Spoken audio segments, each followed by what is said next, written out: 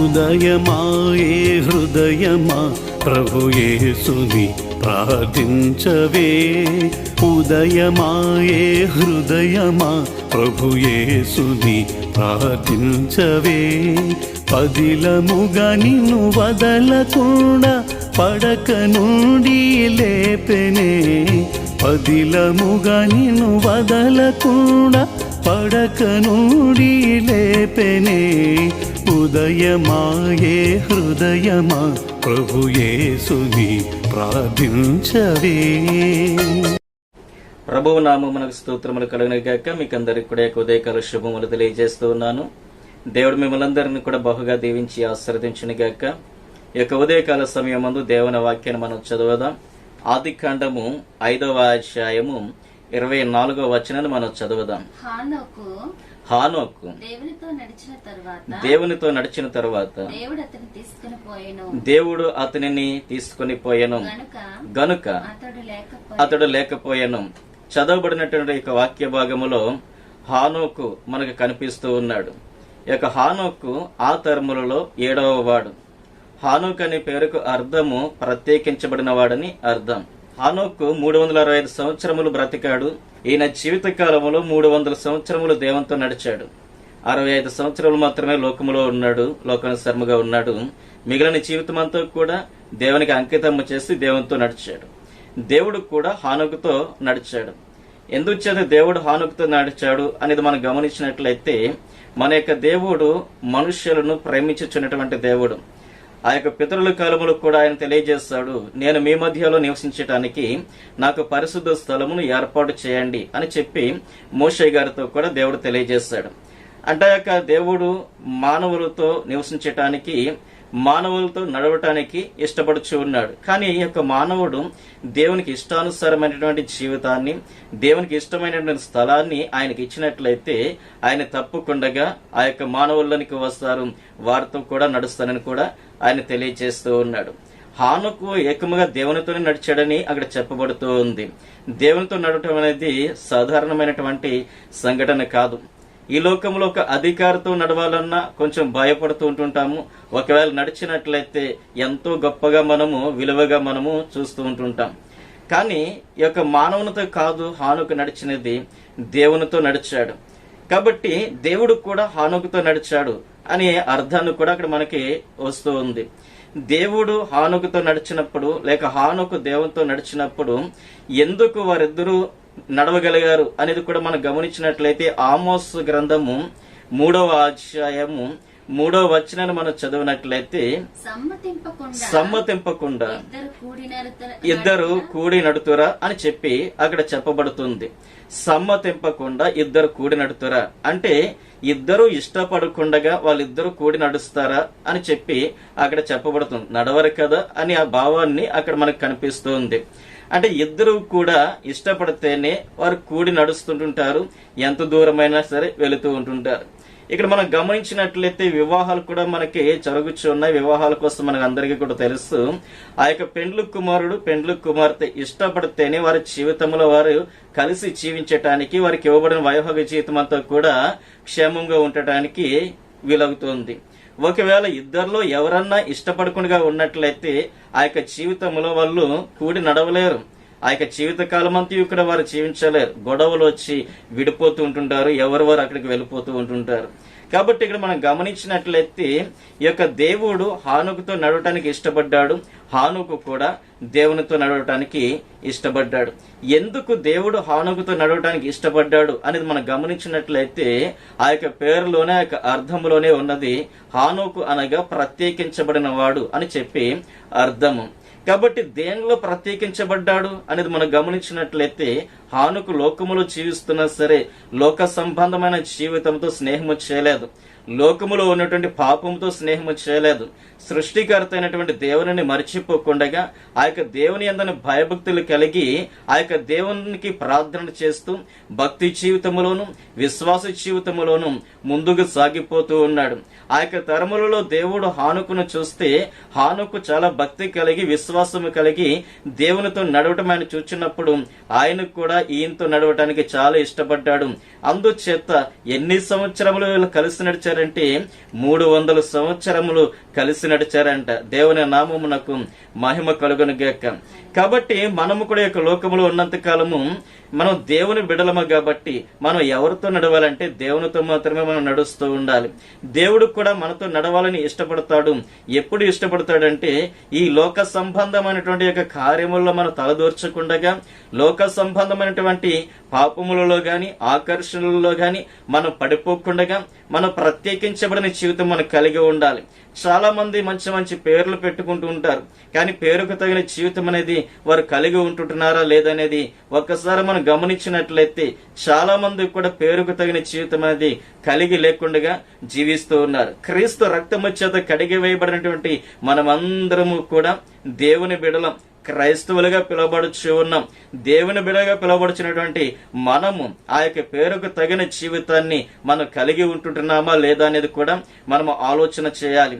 దేవుని బిడ్డలు అని పిలువబడుచున్నటువంటి మనము క్రీస్తు యేసుకు కలిగినటువంటి యొక్క మనసు మనము కూడా కలిగి ఉండాలని దేవుని వాక్యం మనకు తెలియజేస్తుంది.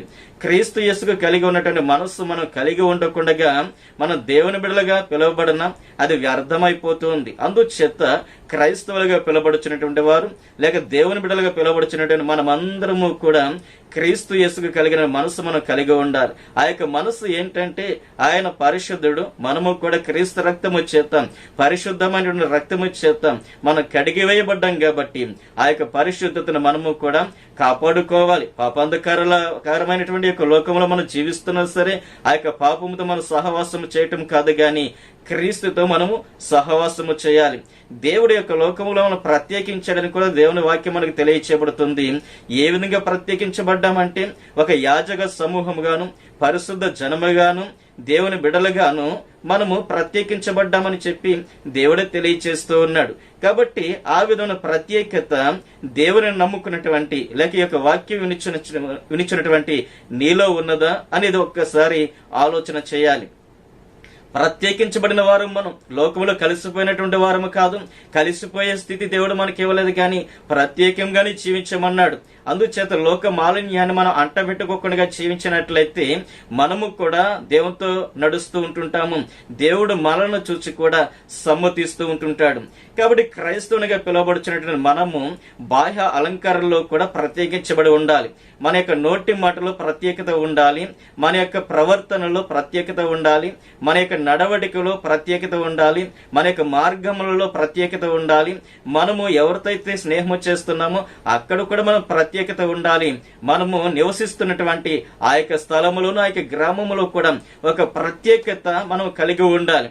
అంటే యొక్క మనుషులు చూచినప్పుడు ఎవరు వీళ్ళు ప్రత్యేకంగా కనిపిస్తున్నారు, మనతో కలవట్లేదేంటి, మనము కలిగి ఉన్నటువంటి లక్షణాలు వాళ్ళు కలిగి లేరేంటి అని చెప్పి వాళ్ళు అనుకునే విధముగా మనము ప్రవర్తించాలి. అంటే మనం దేవునికి ఇష్టమైనటువంటి లక్షణం మనం కలిగి ఉన్నట్లయితే ఈ లోకం మనల్ని చూస్తూ ఉంటుంటది. ఏంటి మనము కలిగి ఉన్నటువంటి లక్షణములు వీళ్ళు కలిగి లేకుండా మనతో సాంగత్యము చేయకుండా ప్రత్యేకించబడి ఉంటున్నారేంటి అనే విధముగా మనము కూడా దేవునికి మనం ప్రత్యేకించబడినటువంటి జనాంగముగా మనం ఉండాలి. పరిశుద్ధులుగానే జీవించాలి, గాని ఈ వివిధ రకాలైనటువంటి లోకానుసారాలు జీవించున్నటువంటి సహవాసము చేస్తున్నటువంటి ఆ యొక్క అపరాధములతో గాని ఆ యొక్క పాపముతో గాని ఇహలోక సంబంధమైనటువంటి ప్రవర్తనను గాని మనం కలిసి తిరగకూడదు, మనం కలిసి ఉండకూడదు. ఆ లక్షణములైనటువంటివి మనలో ఉండకుండా జాగ్రత్త పడుతూ దేవుని యందన భయము భక్తి మనం కలిగి ఉన్నట్లయితే దేవుడు హానోకును చూచిన దేవుడు మనల్ని కూడా చూస్తూ ఉన్నాడు. హానోకు దేవునితో నడిచాడు అని చెప్పి దేవుని వాక్యం తెలియచేయబడుతుంది. కాబట్టి మనము కూడా దేవునితో నడవాలి అని చెప్పి ఆసక్తి కలిగి ఏ లక్షణములైతే మనం కలిగి ఉండాలని దేవుడు తెలియజేస్తున్నాడు ఆ విధమైన లక్షణం మనం కలిగి ఉన్నట్లయితే మనల్ని చూసి దేవుడు సంతోషిస్తుంటుంటాడు. మన యొక్క హృదయంలోనికి వచ్చేస్తాడు, మన యొక్క గృహంలోనికి వస్తాడు. ఆయనతో కలిసి మనము తిరగటానికి వీలు కలుగుతుంది. చూడండి, హానోకు జీవిత కాలంలో ఆత్మీయ జీవితం ఎంత ఉందంటే 300 సంవత్సరముల ఆత్మీయ జీవితంలో దేవునితో నడిచాడు. ఒక 65 సంవత్సరాలు మాత్రమే ఆయన క్రీస్తు దేవునితో నడువుకుడుగా ఉన్నాడు, గాని మిగిలిన ఆయుష్ అంతా కూడా దేవునితో నడిస్తే దేవుడు ఆయనని ఇష్టపడి ఆయనను తీసుకుని వెళ్ళిపోయాడంట. హెబ్రీయులకు రాసిన పత్రిక 11వ అధ్యాయము 5వ వచనాన్ని మనం చదివినట్లయితే హానోకు కలిగి ఉన్నటువంటి 2 లక్షణములైనటువంటివి అక్కడ మనకు కనిపిస్తూ ఉన్నాయి. హానోకు దేవునికి ఇష్టడుగా ఉన్నాడంట. రెండవది ఏంటంటే విశ్వాసమును బట్టి ఆయన మరణమును చూడకుండా కొనుక్కోబడ్డాడని కూడా అక్కడ చెప్పబడుతూ ఉంది.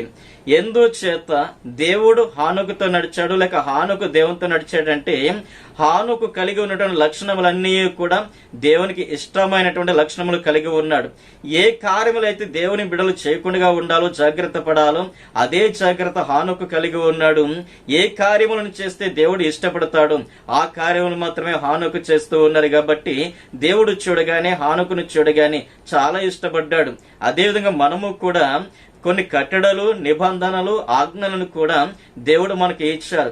కాబట్టి ఏమి మనము చేయాలో ఆయన తెలియజేసిన ప్రకారముగా చేయవలసినటువంటి పనులను, చేయవలసినటువంటి ఆ యొక్క క్రియలను మనము చేస్తూ, చేయవద్దన్నటువంటి పనుల జోలికి వెళ్లకుండా మన పరిశుద్ధతను మనం కాపాడుకుని చూన్నట్లయితే మనము కూడా దేవునికి ఇష్టలుగా మనం జీవిస్తూ ఉంటుంటాం. కాబట్టి రెండవది మనం గమనించినట్లయితే హానోకు విశ్వాసమును బట్టి మరణమును చూడకుండా కొనుక్కోబడ్డాడంట. ఎప్పుడైతే హానుకు గారు దేవునికి ఇష్టముగా జీవిస్తూ ఉన్నాడో దేవుడు కూడా హానుకుని బట్టి చాలా ఇష్టపడిపోయాడు. కాబట్టి ఇతనితో సహవాసము చేయాలని దేవుడు కోరుకున్నాడు, ఈయనతో నడవాలని చెప్పి దేవుడు కోరుకున్నాడు. నేను ఉన్నటువంటి ఆ యొక్క స్థలములోనికి, ఆ యొక్క ప్రాంతములోనికి ఈ హానుకు గారిని తీసుకుని వెళ్ళిపోవాలని చెప్పి ఆ యొక్క దేవుడు తలంచి ఈ యొక్క హానుకు గారిని తీసుకుని వెళ్ళిపోయాడంట. చూసారా ఎంత గొప్ప స్థితిని హానుకు గారు పొందుకున్నాడో, దేవుడు ఎంతగా ప్రేమించాడో చూడండి. ఇలాంటి వాడు నాకు కావాలి, ఇలాంటి వ్యక్తితో నేను స్నేహము చేయాలని చెప్పి ఒక మానవునితో ఆయన స్నేహము చేస్తూ, ఒక మానవునితో ఆయన నడుస్తూ, ఆ యొక్క మానవుని విడిచిపెట్టలేక, ఈ యొక్క భూమి మీద విడిచిపెట్టలేక ఆ యొక్క మానవుడైనటువంటి హానుకు గారిని తీసుకుని వెళ్ళిపోయాడంట. అతడు లేడని చెప్పి ఆ యొక్క వాక్యం అనేది మనకు చెప్పబడుతోంది. ఇక్కడ మనం గమనించినట్లయితే మనం దేవునికి ఇష్టలుగా మార్చబడినట్లయితే ఇహలోక సంబంధమైనటువంటి ఆశీర్వాదాలతో పాటు పర సంబంధమైనటువంటి ఆశీర్వాదములు కూడా మనం పొందుకుంటూ ఉంటుంటాం.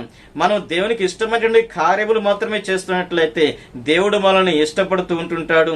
మనల్ని కూడా ఆ యొక్క హానోకు గారిని ఏ విధంగా అయితే తీసుకుని వెళ్ళాడో మనల్ని కూడా పరలోక రాజ్యములోనికి తీసుకుని వెళుతూ ఉంటుంటాడు ఈ యొక్క దేవుడు. కాబట్టి హానుకు గారు ఈ విధంగా వెళ్ళిపోవటం అనేది సంఘము ఎత్తబడటానికి ఒక నిదర్శనముగా అక్కడ మనకు కనిపిస్తూ ఉంది. సంఘం అనగా విశ్వాసులు. ఈ యొక్క విశ్వాసులు లేక ఈ యొక్క సంఘము దేవునికి ఇష్టమైన జీవితం కలిగి ఉన్నట్లయితే, దేవునికి ఇష్టలుగా మార్చబడి ఇహలోక సంబంధమైనటువంటి ఏ విధమైన మాలిన్యమును అంటబెట్టుకోకుండా ఉన్నట్లయితే ఆ యొక్క దేవుడు రెండవ రాకడలో భూలోకానికి రాబోతూ ఉన్నాడు. ఆ యొక్క రెండవ రాకడలో వచ్చినప్పుడు ఎవరైతే దేవునికి ఇష్టలుగా ఉంటుంటారు, ఎవరైతే దేవునితో యొక్క లోకములు నడుస్తూ ఉంటుంటారో వారిని అందరినీ కూడా ఆ యొక్క దేవుడు తండ్రి వద్దకు తీసుకుని వెళ్తానని ఆయన మాట్లాడుచున్నాడు. కాబట్టి దేవుని మాటలు వినిచినటువంటి మనము ఈ లోకములో బ్రతేది కొంతకాలమే. ఈ కొంతకాలములో దేవునికి ఎంతకాలం మనము సమర్పిస్తూ ఉన్నాం? హానుకు గారైతే 300 సంవత్సరములు ఆయనతోనే నడిచాడంట. కాబట్టి నీవు ఎంతకాలం దేవునితో నడుస్తున్నావు?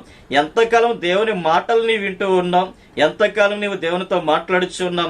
ఎంతకాలం దేవునితో సహవాసము చేస్తున్నాం అనేది కూడా మనం ఆలోచన చేయాలి. మనకి చాలా సమయం దేవుడు ఇస్తున్నాడు. ఆ యొక్క సమయాన్ని వ్యర్థపరుచుకుంటున్నామేమో. వ్యర్థపరుచుకోకుండా హానుకు వలె మనం మార్పు చెందాలి. దేవునికి ఇష్టలుగా మనం మార్పు చెందాలి. ఆ విధమైన స్థితి మనం కలిగి ఉన్నట్లయితే పరలోక రాజ్యమును మనము ఆ యొక్క చోటును మనము సంపాదించుకుంటూ ఉండుంటాం. ఇక సమయం లేదు కాబట్టి భక్తి జీవితంలో ముందుకు సాగడానికి ప్రతి ఒక్కరు కూడా ప్రయత్నమును చేస్తూ ఉన్న సమయాన్ని సద్వినియోగము చేసుకొనొచ్చు. ఎక్కువ సమయాన్ని ఆత్మ సంబంధమైన పనుల కోసము, ఎక్కువ సమయాన్ని దేవునితో గడపటానికి నీవు అనుకూలముగా చేసుకున్నట్లయితే దేవుడు నిన్ను చూసి సంతోషిస్తాడు. నీవు దేవుని రాజ్యములో ప్రవేశిస్తావు. కాబట్టి యొక్క మాటలు వినిచినటువంటి ప్రతి ఒక్క బిడ్డ కూడా ఆత్మీయ జీవితంలో ముందుకు సాగండి. దేవునితో నడవటానికి ఇష్టపడండి. ఉన్న కాలంలో ఎక్కువ సమయాన్ని దేవునితో గడపండి. ఇటు గొప్ప ఆశీర్వాదము ఆ యొక్క పరలోకానికి దేవుడి మమ్మల్ని తీసుకునే యొక్క గొప్ప ధన్యత దేవుడు మీకు అందరికి కూడా అనుగ్రహింపచేయనుగాక. మనం ప్రార్థన చేద్దాం. అందరూ కూడా యొక్క ఉదయకాల సమయం అందు నాతో ఏకీభవించాలని ప్రార్థన చేయాలని తెలియజేస్తున్నాను. పరిశుద్ధాత్మ దేవ, మీ పరిశుద్ధ పాదములు లెక్కలేని స్థితిలో స్తోత్రములు చెల్లించుకుంటున్నాం తండ్రి. అయా గతించిన కాలమంతా కాచి కాపాడావు. నూతన దినములోనికి ప్రభు మమ్మల్ని అందరినీ తీసుకుని వచ్చావు తండ్రి. మీకు స్తుతులు స్తోత్రములు చెల్లించుకుంటున్నాము నాయన. ఈ యొక్క సమయమును చూడలేనటువంటి చాలా మంది ఉన్నారు, మరణించిన వారు చాలా మంది ఉన్నారు. కానీ అయోగ్యులమైనను ప్రభువా మమ్మల్ని ప్రేమిస్తూ ఈ యొక్క సమయమును, ఈ యొక్క ధన్యతను మాకందరికి ఇచ్చావు తండ్రి. మీకు స్తుతులు స్తోత్రములు చెల్లించుకుంటూ ఉన్నాను ప్రభు. ఎంతవరకు నీ యొక్క ప్రభులతో నీవు మాట్లాడవు నాయన, మీకు స్తోత్రములు నాయన. హానోకు నీతో నడిచాడని, ఆ యొక్క హానోకుని నీవు ఇష్టపడి నీవు తీసుకుని వెళ్ళిపోయావని ప్రభువా నీవు తెలియజేస్తూ ప్రభువా ఈ యొక్క హానుకు ఎత్తబడే సంగమనకు నిదర్శనముగా ఉన్నాడని, మీరు కూడా నాకు ఇష్టలుగా మార్చబడినట్లయితే నేను ఒకనొక కాలమందు నేను వస్తాను, మిమ్మల్ని అందరినీ నేను తీసుకుని వెళ్తాను, పరలోక రాజ్యంలో కూర్చుండి పెడతానని నీవు తెలియజేసినందుకు మీకు స్తుతులు స్తోత్రములు చెల్లించుకుంటున్నాను. ఇదిగో నీకు ప్రభులందరూ విన్నారు ప్రభు. వినినటువంటి ప్రతి ఒక్క బిడ్డ ఒక్కొక్క హానుకు వలె తయారవ్వాలి, నీతో నడవాలి ప్రభువా.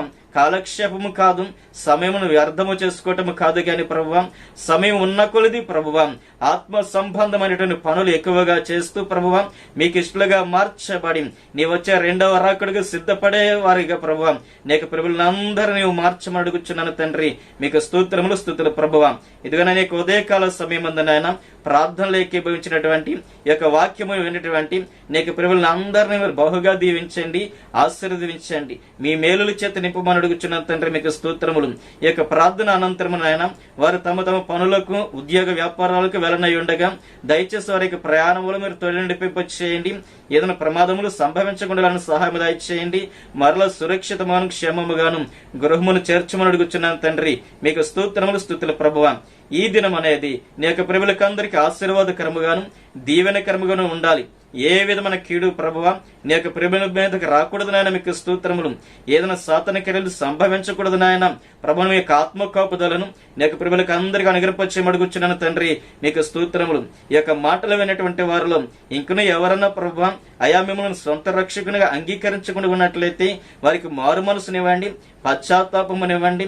అతి త్వరిత కాలములు ప్రభువా మిమ్మల్ని సొంత రక్షణగా అంగీకరించాలి. అట్టి ధన్యతను నాయన నీ యొక్క ప్రభులకు అనుగ్రహించి అడుగుచున్నాను. చిన్న బిడ్డలు ఉన్నారు, యవనస్తులు ఉన్నారు, వీరినందరినీ బహుగా దీవించి ఆశీర్వదించండి. మీలో లోతుగా నట్టబడాలి, భక్తి జీవితంలో ముందుకు సాగాలి, లోకములో గాని పాపములో గాని పడిపోకూడదు నాయన. మీ చేత ఆశీర్వదించబడినటువంటి ఒక ఉన్నతమైన జీవితం పొందుకోవాలి తండ్రి. అట్టి ధన్యతను నాయన యొక్క ప్రభులకి ఇవ్వండి నాయన. ఈ దినమందు ప్రభువ ఎంతమంది అయితే జన్మదినములు జరుపుకొనిచున్నారు, ఎంతమంది అయితే ప్రభు వివాహ దినములు జరుపుకొనిచున్నారు ప్రభువ అట్టి బిడ్డలను దీవించండి, ఆశీర్వదించండి నాయన. నూతన సంవత్సరాన్ని ఇచ్చాం. ఈ యొక్క నూతన సంవత్సరం వారికి అందరికి ఆశీర్వాదకరముగాను దీవెనకరముగాను నీవు మార్చమని అడుగుచున్నాను. నూతన మేలుల చేత నింపండి, ఆశీర్వాదముల చేత నింపండి. ఈ విధంగా సంతోషకరమైన దినములు అనేకమైనటువంటివి తమ జీవిత కాలంలో ఆనందంతోనూ సంతోషంతోనూ జరుపుకోవాలి. అటు యోగ్యత నిమ్మని అడుగుచున్నాను తండ్రి. మీకు స్తోత్రములు స్తుతులు ప్రభువా. ఇదిగో అనేక ప్రార్థనలు ఎక్కిపించిన బిడ్డలు గాని, వారి యొక్క గృహంలో ఉన్న వారిలో గాని ఎవరన్నా బలహీనులుగా గాని, రోగ పీడితులుగా గాని, వ్యాధి కలిగి ఉన్నట్లయితే ప్రభువా దయచేసి వారిని స్వస్థపరచండి, బలపరచండి, బాగు చేయండి, లేవనెత్తండి తండ్రి. మీకు స్తోత్రములు స్తుతులు చెల్లించుకుంటూ ఉన్నాను. ఇదిగో నీకు ప్రభులు ప్రార్థనలు ఏకీభవిస్తున్నారు. వారు ఏ అవసరత కలిగి ప్రభువా ఈ ప్రార్థనలు ఏకీభవించినాను వారి పక్షముగా ప్రభువా అయా నీ పాదముల యొద్దకు నేను వచ్చుచున్నాను. దయచేసి ప్రభువా వారి ప్రార్థనను ఆలకించండి. వారు అడిగిన ప్రతి ఒక్క అవసరతను ప్రభువా మీరు తీర్చమని అడుగుచున్నాను తండ్రి. నీవిచ్చే మేలుల చేతను ఆనందము చేతను నీకు ప్రభులు నింపబడాలి తండ్రి. మీకు స్తోత్రములు. అటు యోగ్యతను అనుగ్రహింపచేయమని ఇదిగో నీకు ప్రభులందరినీ కూడా ప్రభా నీ పాదములు సమర్పించుకొనొచ్చు. మహిమ ఘనత ప్రభావాలు మీకు ఆరోపించుకొనొచ్చు. నజరేయుడైన యేసయ్య పరిశుద్ధ నామమున అడిగి వేడుకొనుచున్నాను పరమ తండ్రి. ఆమేన్. మన పరమ తండ్రి అయిన దేవుని ప్రేమయు కుమారుడైన యేసుక్రీస్తు కృపయు పరిశుద్ధాత్మ యొక్క అన్యోన్యమైన సహవాసము సమాధానము దీవెన ఆశీర్వాదము స్వస్థత రక్షణ విడుదల యొక్క ప్రార్థనలు ఏకీభవించి మీకు అందరికను ఆయన వచ్చే పర్యంతము సదాకాలము తోడై నడిపింపచేయనుగాక. ఆమేన్. అందరికీ వందనాలు. దేవుడు మిమ్మల్ని అందరినీ కూడా దీవించి ఆశీర్వదించునుగాక. ఆమేన్.